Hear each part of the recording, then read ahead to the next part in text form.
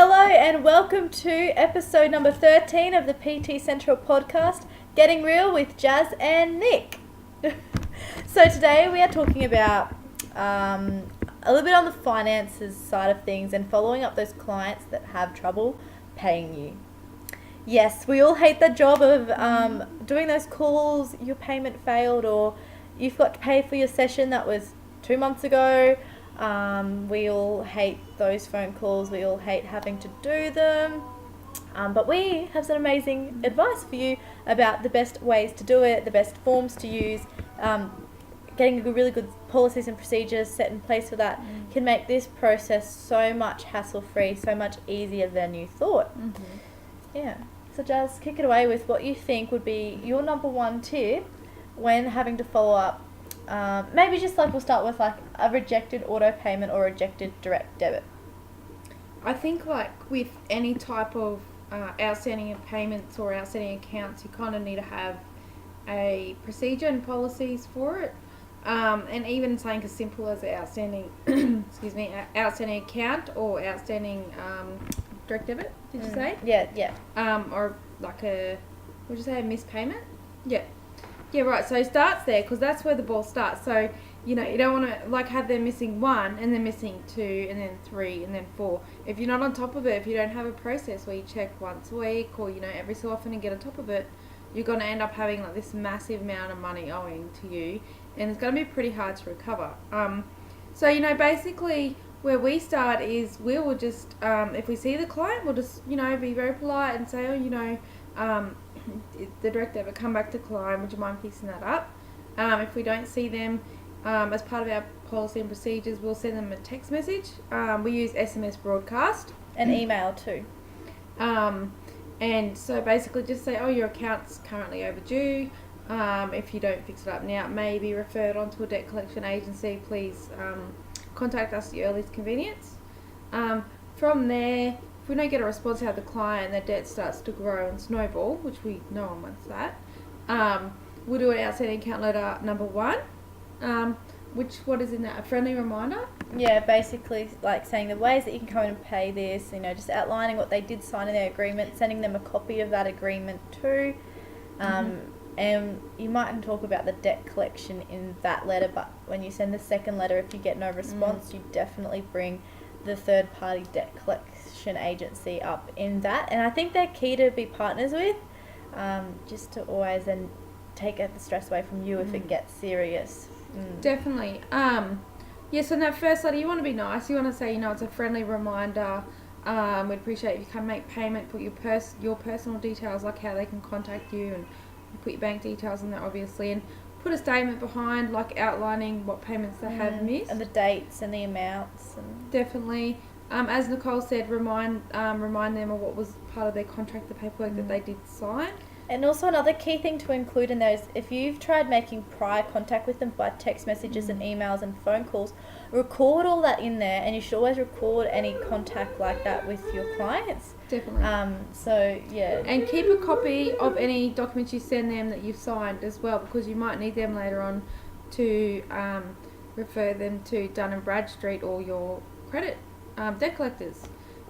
So from letter 1, if we don't get a response, or if we, if they start paying and they stop all of a sudden, we send them letter 2, which is a little bit more hard. We're like, if you don't pay your debt, you risk getting reported to a credit agency. These are the consequences. Such consequences may include having a bad credit report, blah blah blah, and on it you still have the same information as the first letter, but you're just adding that sentence in.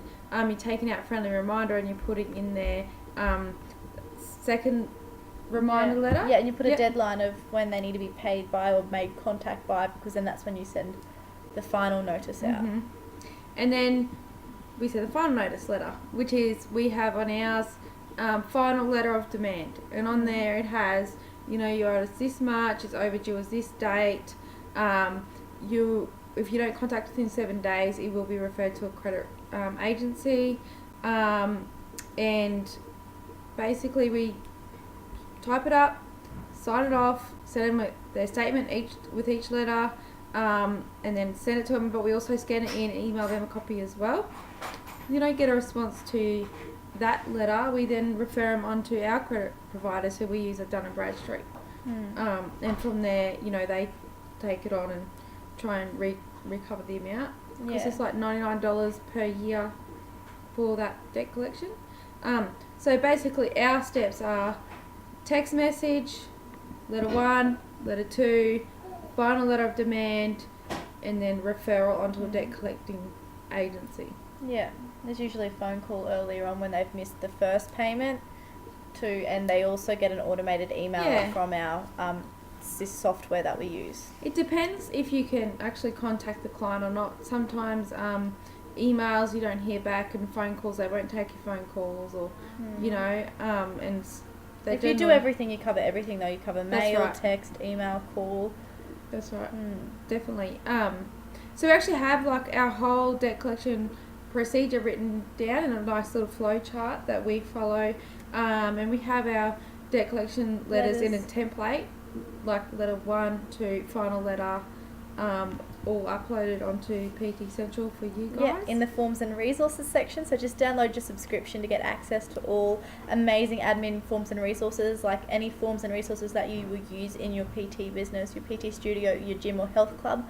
We've done it all for you. We've taken the hard work out. So if you just jump on there, download subscription, I think you need subscription level 3 for that one. Yeah. Or level 2 or 3. And you get it all.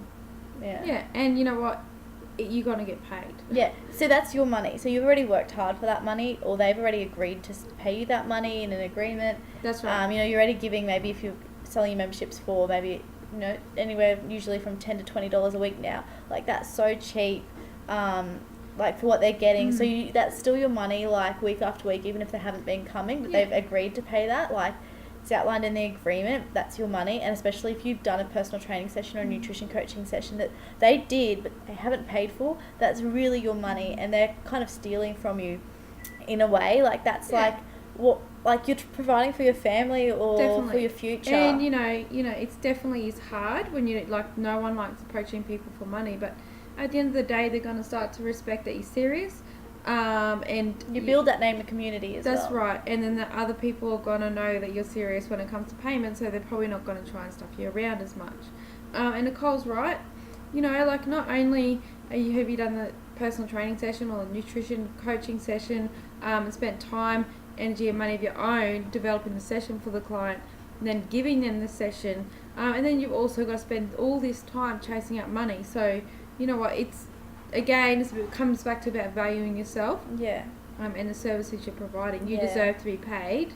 It doesn't matter what sort of relationship you have with the person before. They should respect what you've done. It might also be worth going and looking, like at our podcast we did earlier last week, about undervaluing yourself, and are you undervaluing yourself as a trainer? And stop it. Yeah, definitely. And also we're going to do in the future also a podcast about why you should have your clients on direct debit and how easy that is, which also ties in with this podcast as well, so stay tuned for that one. So if you want those forms and resources, go to www.ptcentral.net.au or www.pttrainingplans.com, all on there for your benefit. We just want to make like the admin's forms and resources and that yucky side that no one loves to do as easy as possible, so you can spend more time training the clients, doing what you actually love, helping people transform lives and inspiring more people.